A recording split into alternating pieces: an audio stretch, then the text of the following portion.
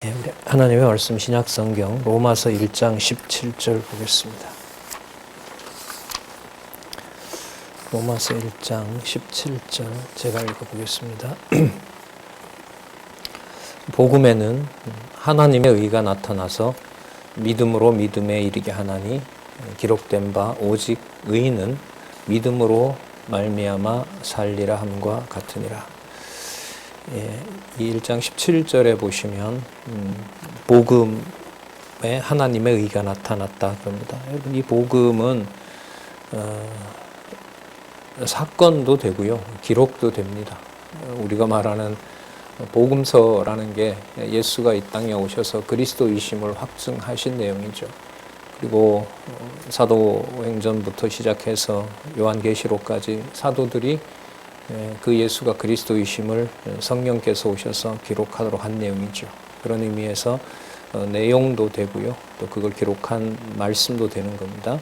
거기에 하나님의 의가 나타난다고 그러죠. 그러니까 하나님이 주어가 되는 거예요.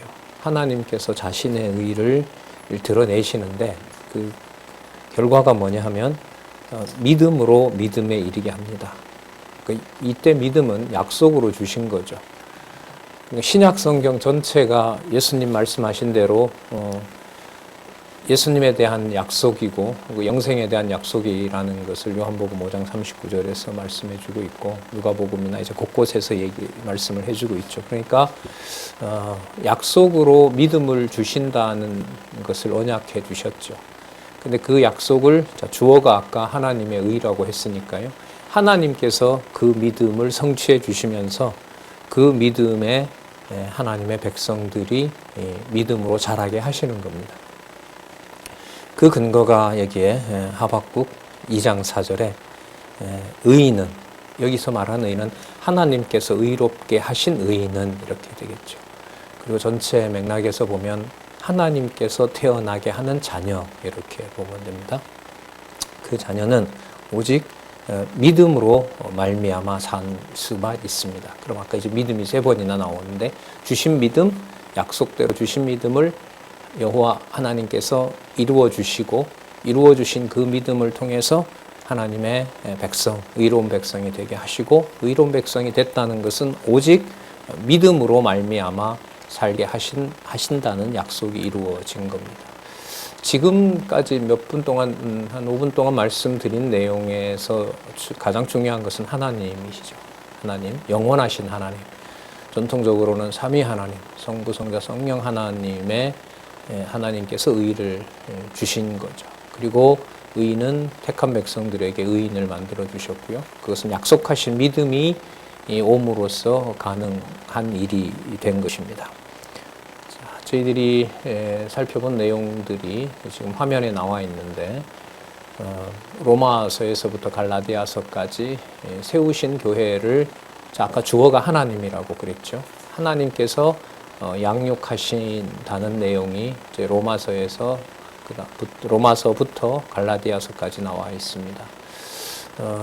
하나씩 보면서 정리를 1시간 정도, 시간 되는 대로 하겠습니다. 되는 대로 하고 바로 이제 제 3장 교회 무장을 통한 성취로 가서 이제 살펴보도록 하겠습니다.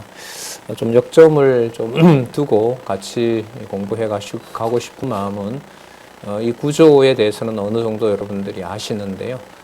구조의 연결과 동시에 본문에 기록된 말씀들의 연결을 이번에는 좀 찾는데 역점을 두셨으면 좋겠습니다. 성경을 스스로 읽고 확인하고 기록된 말씀이 무엇인지를 아주 분명한 우리 사전과 같이 안내서도 강론집이 되어 있기 때문에 그 연결고리를 꼭 확인해 주시면 고맙겠습니다.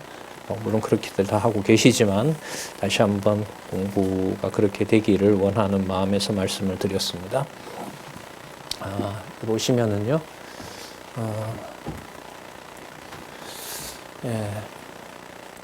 칭의의 복음을 통해서 양육하신다는 약속의 말씀이 나와 있습니다.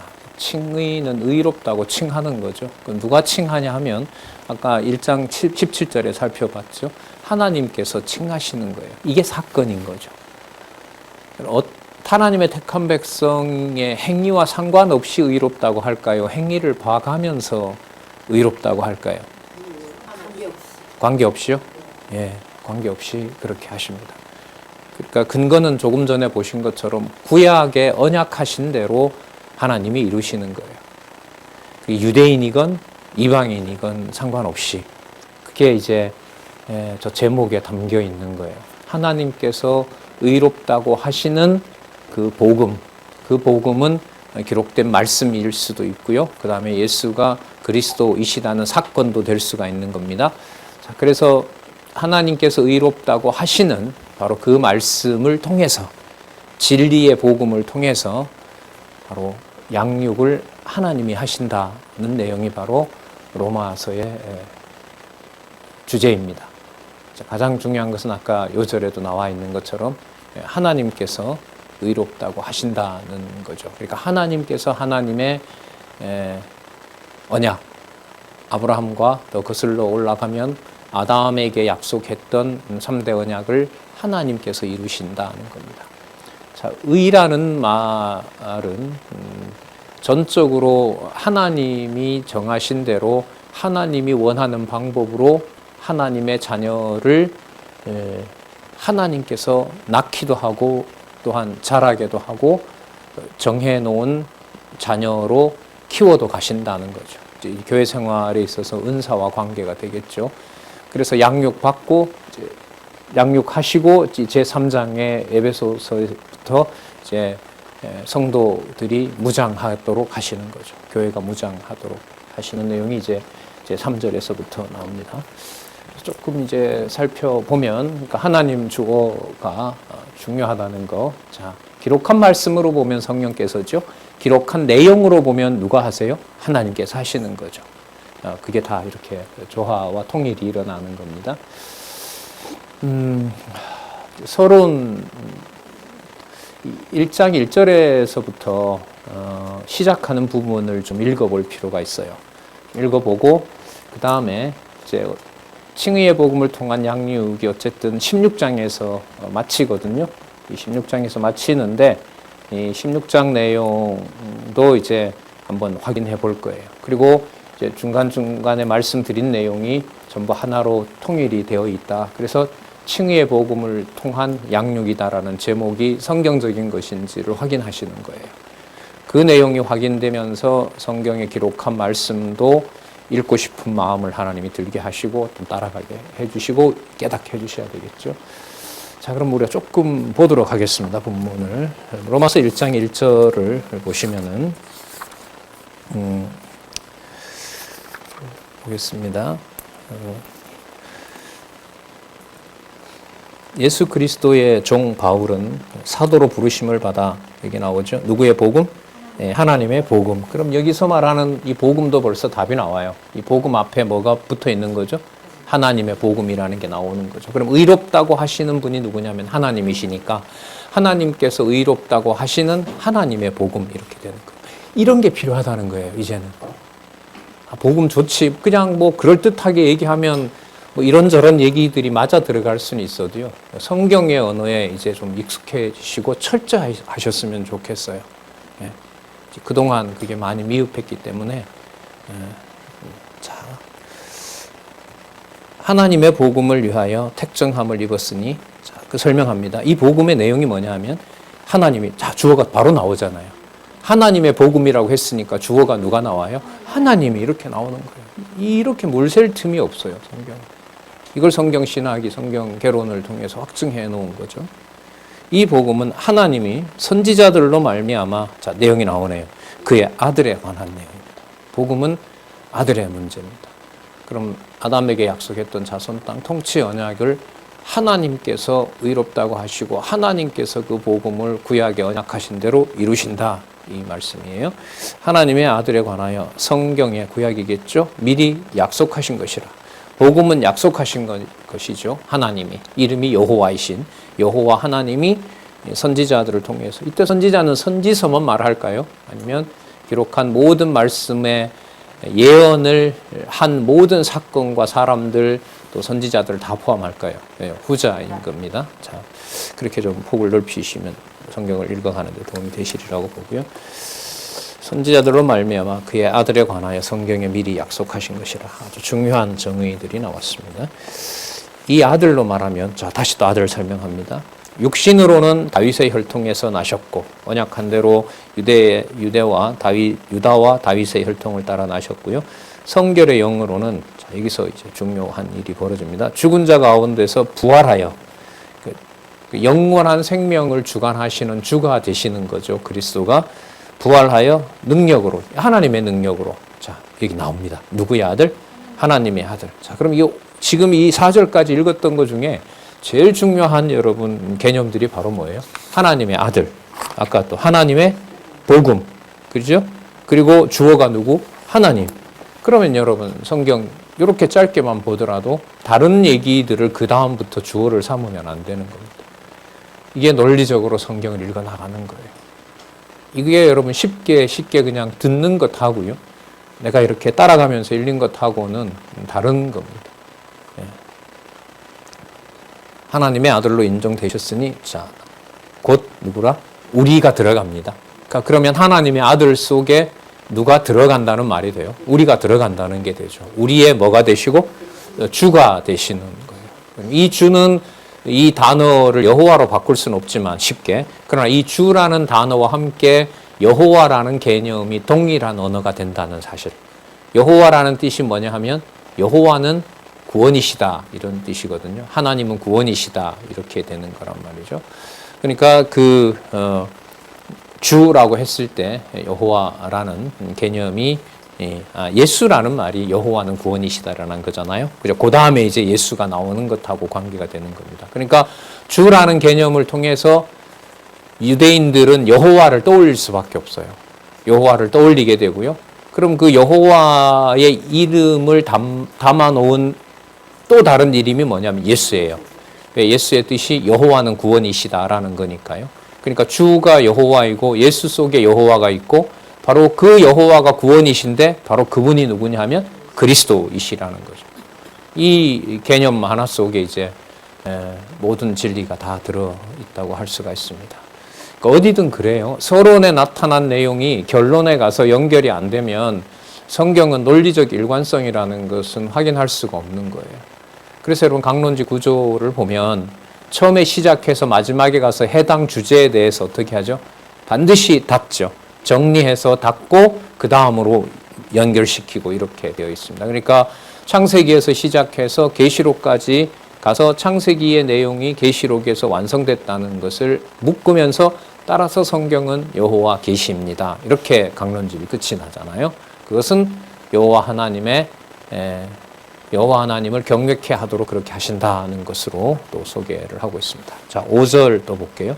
그로 말미암아 우리가 은혜와 사도의 직분을 받아 이때 그로는 우리 주 예수 그리스도입니다.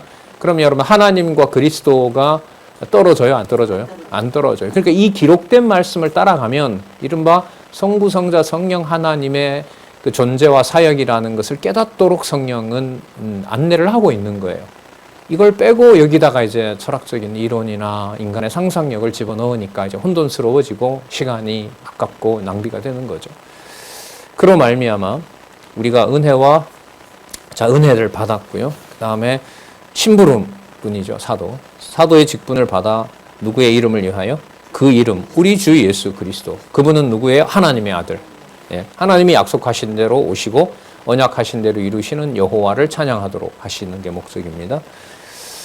직분을 받아 그 이름을 위하여 여기 나옵니다. 이제 자손의 범위가 달라집니다. 어디에서도 모든 이방인 중에서 믿어 순종케 하나니. 여러분 여기 모든은 종류를 말합니다. 모든 이방인이라고 불리는 사람들 중에서 하나님의 이름을 듣는 하나님의 백성을 말하는 겁니다. 그러니까 종류를 말하는 거지 만인 구원론을 말하는 게 아닙니다. 예. 그리고 사도 바울은 많다라는 것과 모든이라고 하는 것을 그런 의미에서 같이 쓴다고도 신학학자들이 주장을 해요. 자기들도 이게 보편구원론이라고 다 말하는 게 아니에요. 자, 그 본문이 나중에 이제 여러분들에게도 설명을 드린 적이 있는데 저기 9장에 가면 그런 설명이 있습니다. 그래서 이런데 시비거리나 쓸데없는 논쟁을 안 하셔도 될 것 같습니다. 너희도 그들 중에 있어 자, 너희는 이방인이죠. 예수 그리스도의 것으로 부르심을 입은 자니라. 그럼 이것이 바로 하나님의 의입니다. 이걸 누가 하시냐 하면 하나님께서 의롭다고 하신다는 거예요. 누구를 통해서? 우리 주 예수 그리스도를 통해서 약속하신 성령이 내주하셔서. 그럼 여러분 성부, 성자, 성령 하나님이 다 들어오고 여호와 계시라는 영존하시는 여호와 하나님의 존재와 사역으로 설명을 할 수가 있는 겁니다. 자, 그 중에 7절에 보면 이제 로마에 있는 성도들에게 이 진리의 말씀을 기록하게 하고요. 전체 구조로 보면 이제 로마서는 칭의의 복음, 하나님께서 의롭다고 하시는 진리의 말씀을 기록해 놓은 것 이렇게 됩니다. 로마에서 볼까요? 여기 또 나오네요. 주어가 누가 사랑하셨어요? 하나님의 사랑. 그러니까 아까 하나님의 아들이니까 누가 사랑하셔야 돼요? 하나님이 사랑하시는 거. 그 약속을 하나님이 하셨으니까 하나님의 복음인 거고, 주어는 하나님이 되시는 거고. 자, 이런 상황에서 언약대로 이루신 여호와라는 이름이 신약 성경에 여호와가 딱 등장하면 앞부분에 이런 내용을 바탕으로 언약하신 대로 여호와께서 자신의 방법으로 그리스도가 오시게 될 때를 정하셔서 성취하셨다. 그 여호와라는 이름이 나오면 얼마나 좋아요. 예, 지금 좀 더 찾고 있는데 한 서너 개 정도 더 찾았고 이제 앞으로 더 찾아서 일단 여호와 개념이 나온다는 것만 하더라도 기쁜 일인데 여러분 신문에 알려드렸는데요. 이렇게 스크랩 하셔가지고 성경에 끼워 놓으시고 또 그 구절에 가서 거의 주입니다. 주 개념을 여호와로 바꿔서 읽으시면 너무너무 재밌어요. 진짜 재밌어요. 예. 특히 그 요한계시록에 가서 딱 그 여호와 이름이 쫙 나올 때 진짜 기쁘더라고요. 저는. 앞부분에 우리가 내용들을 좀 이렇게 공부를 했잖아요. 그래서 여호와 개념이 딱 등장하는데 너무너무 좋더라고요.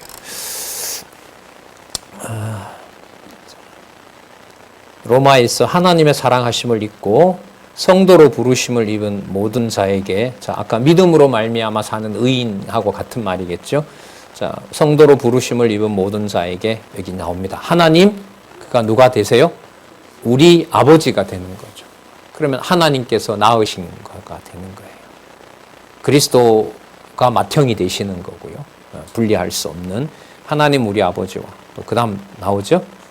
주 예수 그리스도로 쫓아 은혜와 평강이 있기를 원하라. 그럼 여러분 이때 은혜는 지금까지 살펴봤던 것 가운데 은혜는 이방인들이 하나님 자녀된 것은 구약의 언약에 근거한다는 거죠. 이방인들의 행위와 무관하게. 오히려 이방인들의 행위는 부정적이고 또 추잡하고 더러운 게 훨씬 더 많죠. 그게 전부라고 할 수 있죠. 공중권세 잡은 자가 끌어갔다고 했으니까 얻는 것 하나 이제 내 걸 내세울 수가 없는 거예요. 그런데 어디에 근거한다? 약속에 근거해서 바로 은혜에 참여시켜 준 거죠. 그러므로 이제 평강은 여러분 말씀드린 것처럼 바로 예루살렘을 말하는 거죠. 그러니까 신령한 의미에서 이방인들도 창세전 하나님의 은혜를 받고 구약의 언약한 대로 주 예수 그리스도를 통하여 하나님의 아들이 되었으므로 바로 그 이방인들이 있는 곳도 평강이 임하기 때문에 육적 예루살렘과 다를 바보다가 더 뛰어나다 이렇게 되는 거죠. 그 갈라디아에서 우리 지난번에 살펴봤잖아요. 현재 있는 저 예루살렘은 하갈이라고 얘기를 해버렸어요. 이미 2000년 전에. 그러나 저 그리스도는 이제 저 예루살렘을 휘황찬란하게 만들어서 종교의 중심으로 삼고 자기네들이 정통이라고 하는 그런 이제 사악한 일들이 벌어지겠죠. 구약의 요한계시록에 약속이 되어 있으니까.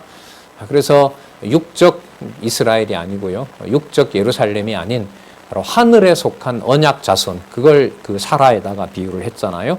자, 그 자녀로 하나님께서 낳으신 겁니다. 이게 칭의의 복음을 통한 양육의 지금 1장에서부터 우리가 1장 1절에서부터 7절까지 살펴본 내용입니다. 자, 강론을 했으니까 우리가 강론할 필요는 없고요.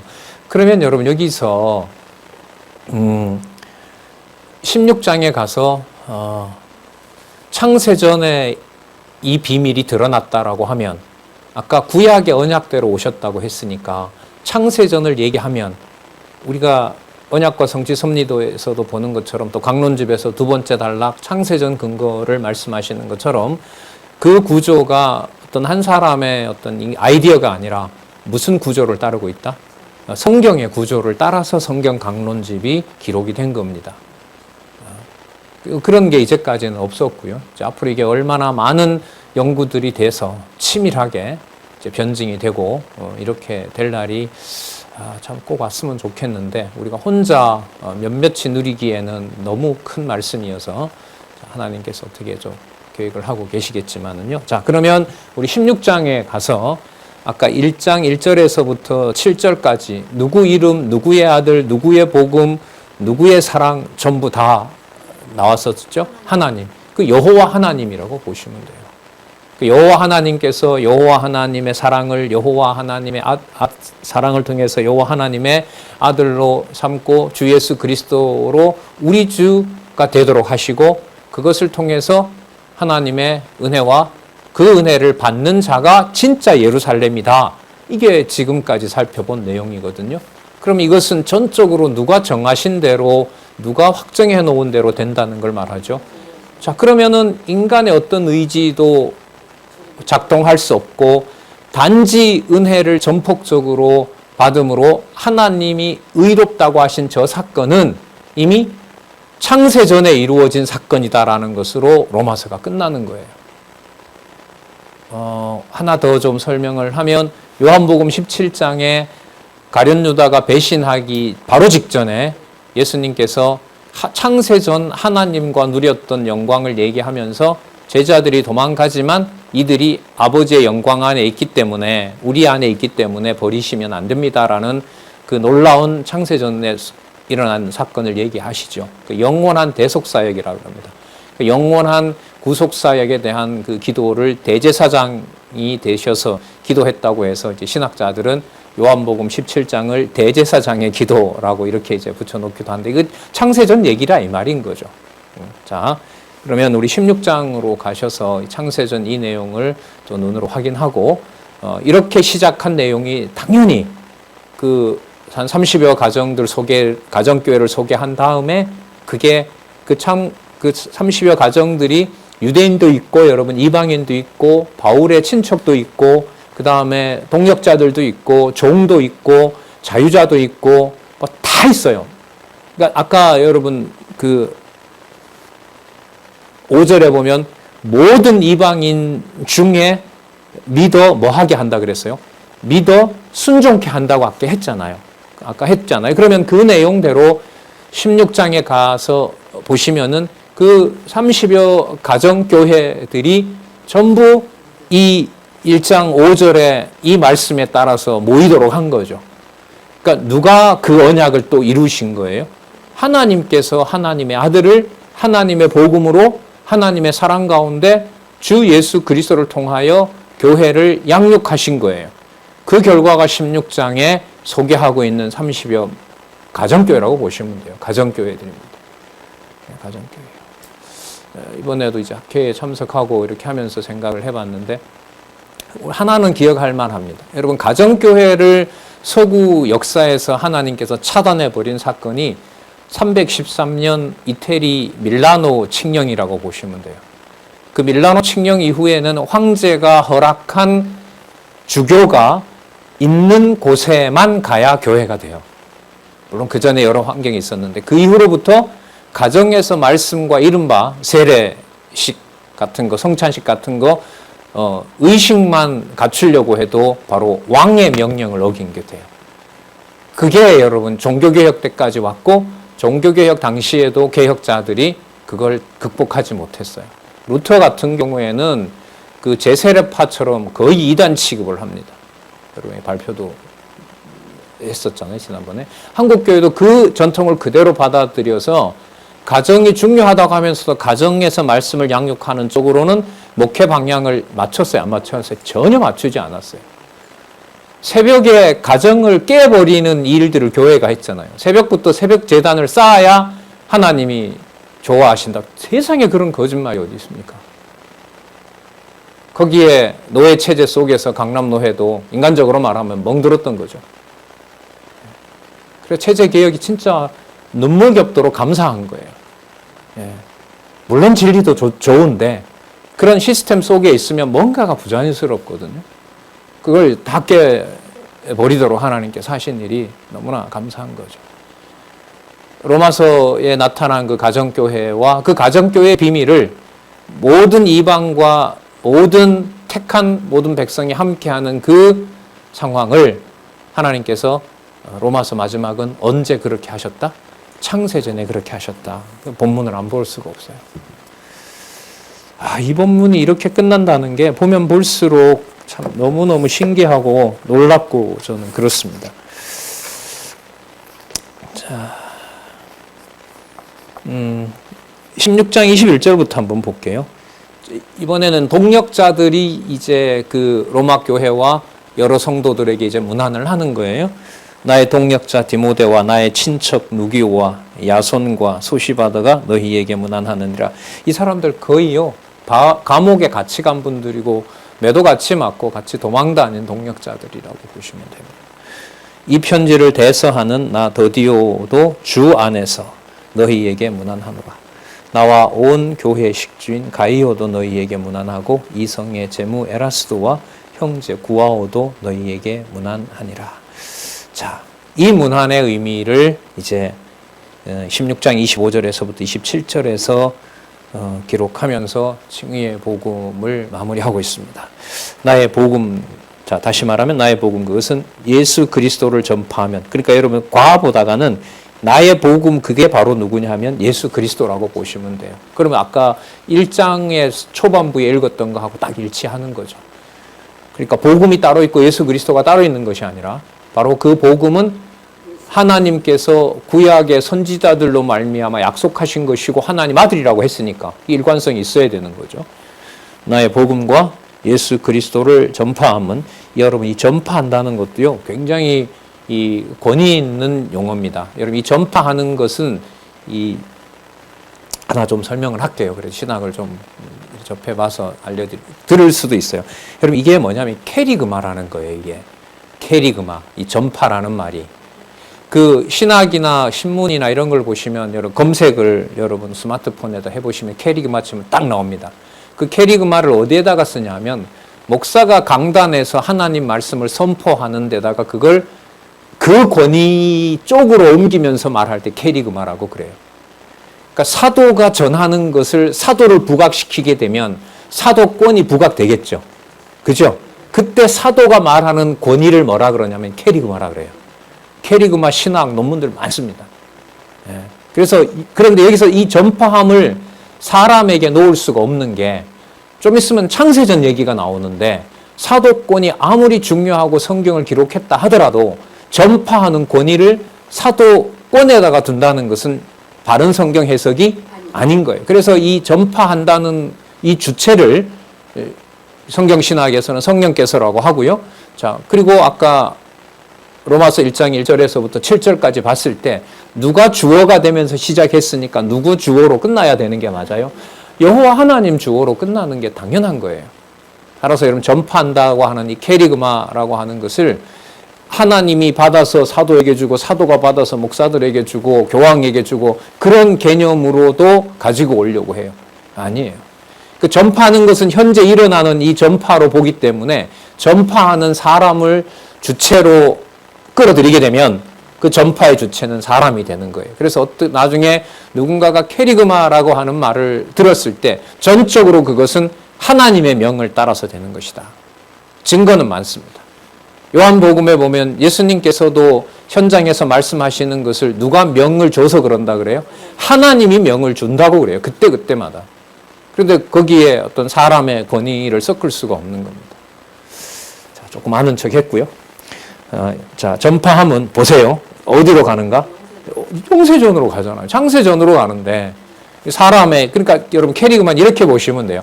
창세전에 하나님이 언약하신 말씀을 정한 때가 됐을 때 하나님께서 선포하신다. 그게 캐리그마라고 보시면 정확해요. 그러니까 누구 주어가 떠나면 안 돼요. 하나님 주어가 떠나면 안 되는 거예요.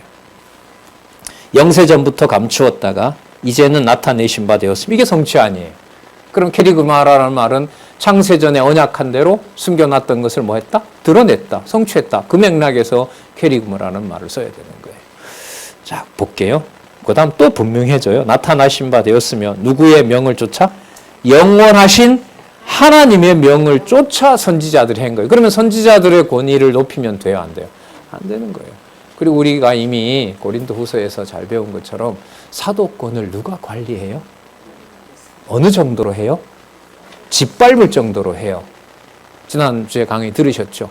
30번 정도 죽게 하는 방법으로 사도를 자기 지분을 찾지 못하도록 하고 합력을 죽도록 고린도 교회를 사랑하고 싶지만 사도 바울의 감정과 인격과 정성을 싹 빼놓는 것이 합력의 핵심이었다는 거예요. 지난주에 공부하셨잖아요. 자, 영원하신 하나님의 명을 쫓아 선지자들의 글로 말미암아. 자, 정확하게 일치하죠? 뭐하고? 로마서 초반부하고요. 로마서 1장 1절하고요. 로마서 16장 마지막 절은 여러분 똑같은 내용이 반복된다 보시면 돼요. 그런 걸 뭐라 부르냐 하면은요. 논리적 일관성이라고 그래요. 성경신학의 진리의 5가지 요건을 성경은 충족시킨다. 성경신학 서론에 나오잖아요. 성경의 논리적 일관성. 자, 그리고 전체가 하나로 구조의 통일성이 일어나게 됩니다. 그 다음에 주제가 한두 가지 왔다 갔다 하면 돼요? 안 돼요? 안 되죠. 예. 주제의 단일성. 의미가 인간도 나오고 하나님도 나오고 세상도 나오고 역사도 나오고 이러면 돼요? 안 돼요. 하나만 나와야 돼요. 의미는 단순해야 돼요. 예. 의미가 단순해야 돼요. 단순해야 돼요. 자, 주제는 하나로 벗어나서도 안 되고요. 그 다음에 그래서 성경은 완벽한 하나님의 말씀이 되는 거예요. 체계의 완벽성 이렇게 되는 겁니다. 자, 예, 주제는 단일해야 되고요. 주제가 뭐죠? 예수가 그리스도이심으로 하나님은 여호와시다. 위로 올라가면 하나 개념으로 모이죠. 여호와 존재와 사역의 계시. 덧줄이면 여호와 계시. 의미의 단순성. 따라서 창세기부터 계시록은 체계가 완벽한 정황무한 하나님의 말씀. 체계의 완벽성. 로마서가 여러분 이런 구조로 되어 있기 때문에 성경 강론집 구조가 창세전으로 시작해서 뭘로 닫아요? 창세전으로 닫고 누구의 영광을 찬미하게 한다? 여호와 하나님의 영광을 찬미하게 한다. 그래서 여러분 성경 강론집이 성경 구조대로 하나님의 계시의 말씀으로 안내하고 있다는 겁니다. 하나님이 언제 터뜨릴지. 터뜨리면요 많은 사람들이 호응하고 수십 명의 신학자들이 지금은 경계하고 있거든요. 불편하더라고요. 신학회에 지금 유수한 신학회에 다 갔다 왔는데 신학자들 한 30명 등장하고 하는데 약간 곁눈질도 하고요. 두고 보자 이런 거. 이런 발표를 못했어요. 바쁘기도 바쁘고 뭐 몸도 그렇고 해서 되게 아쉽더라고요. 꼭 진짜 인간적으로 하고 싶었는데 못해서 막 잠이 안 올 정도로 화가 나서 잠도 못 자고 아쉬워서 짜증만 내고 막 그러다가 한 보름 보내니까 몸도 이상해지고 생각은 사악해지고 뭐 별 볼 일 없죠. 그거죠. 그런데도 말씀을 보고 싶은 마음을 주더라고요. 신기한 거예요. 여러분들도 그래요? 어제까지 싸우다가 이 자리에 오신 분도 있을 수 있잖아요. 그죠? 네. 그렇게 사악하고 했는데도 다시 또 말씀을 보고 싶도록 하고 또 지체들과 진리 안에서 교제하게 하고 감사한 거죠. 그리고 깜짝 놀랐어요. 몇 분이 그 신학회 부회장도 하시고 한 분들이 전혀 모르는 분인데 와서 신문 잘 보고 있다. 막 순간 소름이 돋는 거예요. 지켜보고 있구나. 인간적으로 더 철저하고 선명하게 써야 되겠다. 자, 하여튼 하나님 하시는 일인데 지금 이런 방식, 여러분 제가 여러분들에게 소개하는 것은 어떻게 보면 저에게 준 방식대로 성경 신학을 공부하기 위해서 이렇게 소개하는 거고 이런 것들이 유익하고 성경의 정황무한 이 절대 진리를 이렇게 하는 겁니다. 이제 저에게 주신 대로 여러분들에게 안내를 하잖아요. 그리고 또 이런 방식으로 또 다른 어떤 은사를 줘서 알 수 있는 그런 동역자들이나 또 후배들을 또 하나님께서 준비하시리라고 봅니다. 땅에 묻게 하지는 않으시겠죠. 자, 자, 볼게요. 모든 민족으로 순종케 하시려고 알게 하신 바 그 비밀의 계시를 쫓아 된 것이니. 자, 여기 더 나와 버립니다. 믿어 순종케 하시는데 순종케 하려고 알려주신 거죠. 그게 계시 비밀이었어요. 그럼 우리가 알 수 있다는 말이에요. 모른다는 말이에요. 그럼 알게 된 것은 전적으로 누가 하셨다? 하나님이 하신 일이다라는 거죠. 그럼 그게 아까 로마서 1장 1절에서부터 7절까지 조금 나왔어요. 다였어요? 다였죠. 하나님이 했고요. 하나님의 복음이 나왔고요. 하나님의 아들이 나왔고요. 하나님의 아들은 하나님의 사랑이 보호하고요. 그래서 은혜와 평강을 받을 수밖에 없어요. 다잖아요.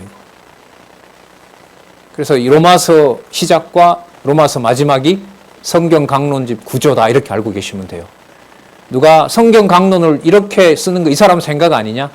좀 있어봐라. 무식한 얘기하지 말고 성경을 통으로 설명을 해가야 돼요. 몇 장 몇 절 가지고는 안 됩니다. 이게.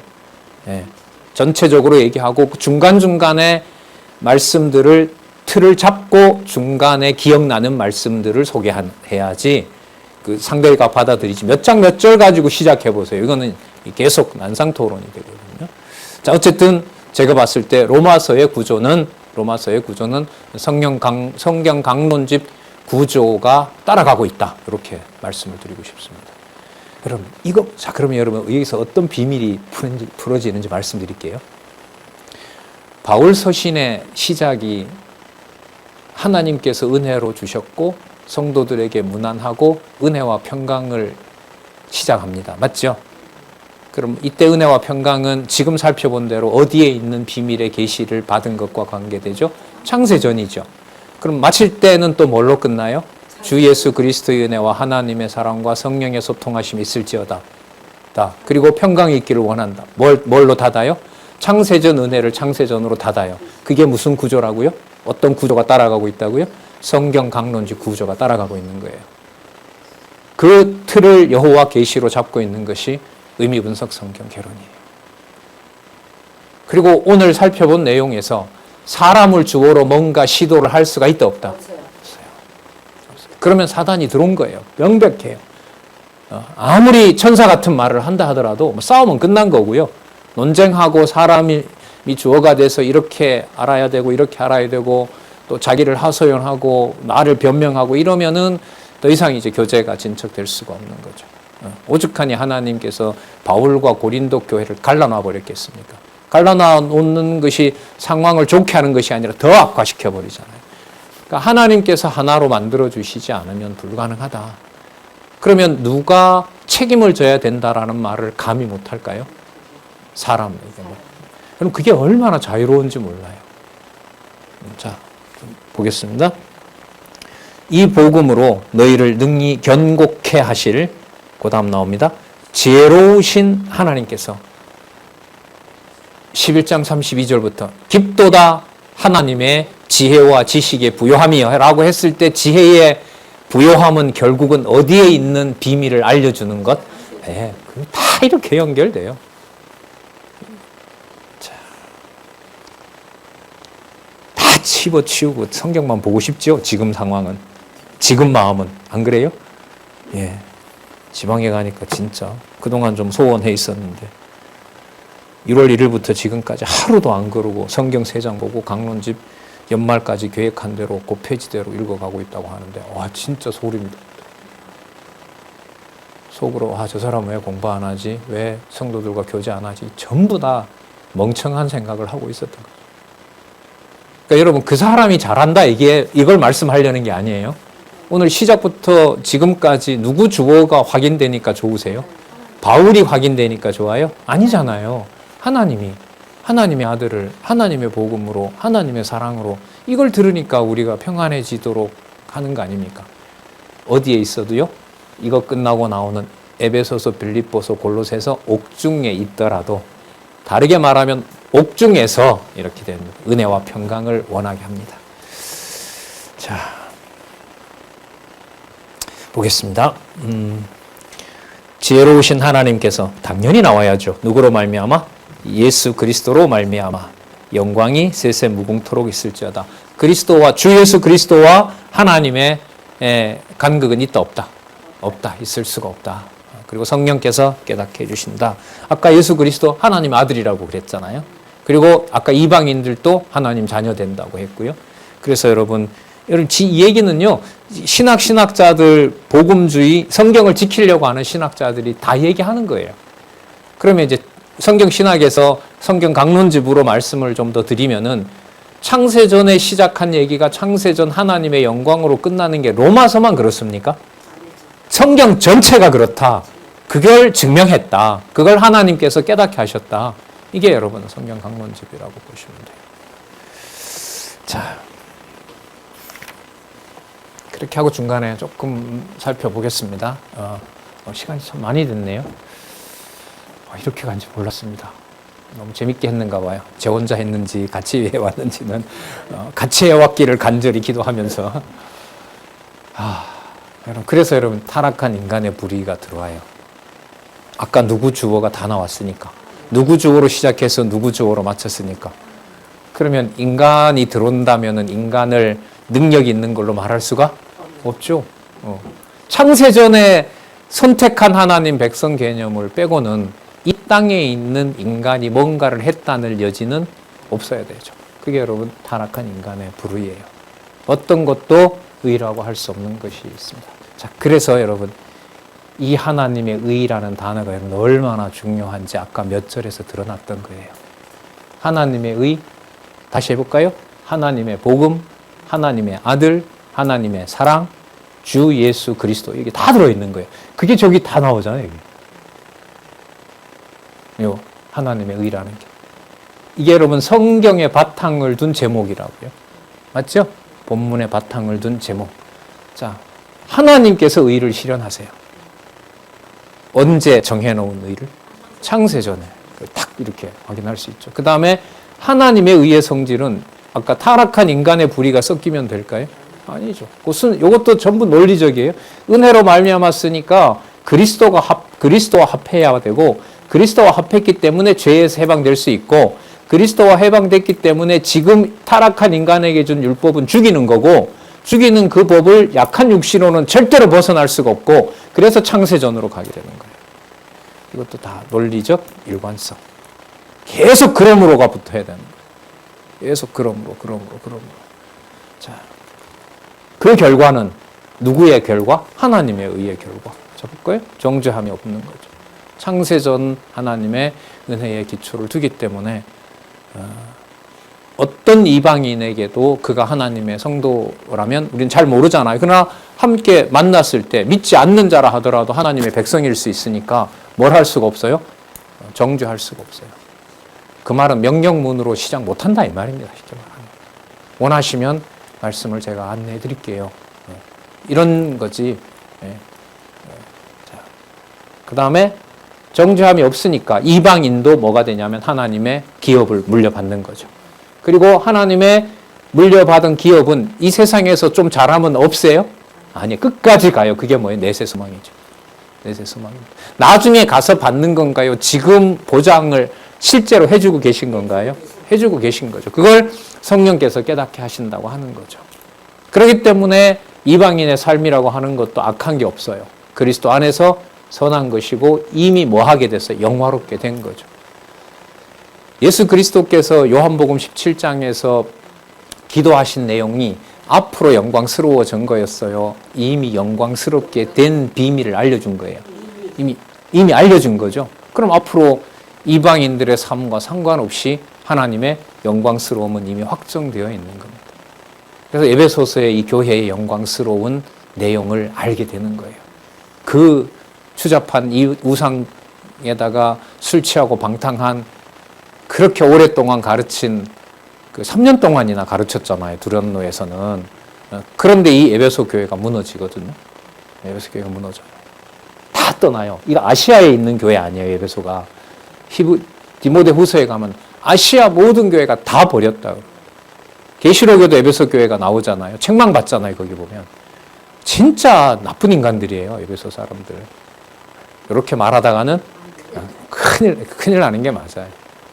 네. 네. 악한 생각이 나면 말을 안 하는 게 감사한 거죠. 안 그렇습니까? 그 비수를 꽂아놓고 한바탕 큰일을 치러야 되는데 그것도 교회다 대고. 자, 영화롭게 됐고요. 자, 어떤 경우에도 뭐가 있어요? 당연하죠. 승리가 보장이 되는 거죠. 이 모든 것들이 논리적 일관성을 가지고 가면서 선명해지는 것은 아까 본문에서 확인한 누구? 하나님이 하나님의 복음을 약속하신 대로 하나님의 사랑으로 하나님의 아들을 만드셔서 주 예수 그리스도로 말미암아 은혜와 평강을 확정하셨다. 그게 여러분 이제까지 전체 내용입니다. 그러면 뭐와 뭐를 지금 같이 해봤나 보세요.